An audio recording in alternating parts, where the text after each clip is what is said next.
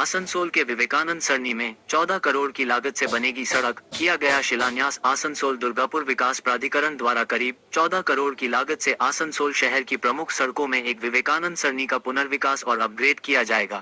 आज इसका शिलान्यास किया गया। जुबली मोड़ से इंदिरा चौक स्कोप गेट तक की सड़क पर 14 करोड़ खर्च किए जाएंगे। शिलान्यास समारोह में राज्य के श्रम व कानून मंत्री Malay Ghatak, DM Ponnabalam S, ADDA chairman Kabir Datta, CO सह नगर निगम आयुक्त राजू मिश्रा, आसनसोल के उपमेयर अभिजीत घटक, बोरो चेयरमैन अनिमेश दास आदि मौजूद थे।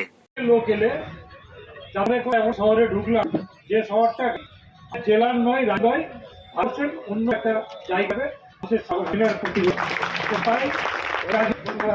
সফলতা কামনা করবো যাতে কাজটা তাড়াতাড়ি শুরু এবং তাড়াতাড়ি শেষ হয়।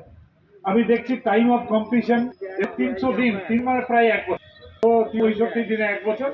এটা যত তাড়াতাড়ি সন্ধি করে নেওয়া যায় তাহলে তত তাড়াতাড়ি আমাদের এখানকার মানুষরা সুবিধা বলছে 6 মাসে হয়ে যাবে, হয়তো আরো তাড়াতাড়ি হয়ে যাবে যদি ভালো কেউ কন্ট্রাক্ট পায়, ভালো কোম্পানি তাহলে।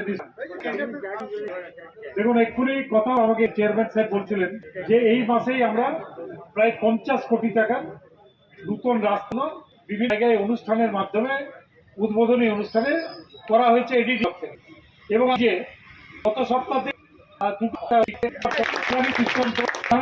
আর হচ্ছে বিনোদবান থেকে রানী সাহের 2 কোটি 7 কোটি টাকা একটু ভ্যালু এবং এখানে ভ্যালু 14 কোটি।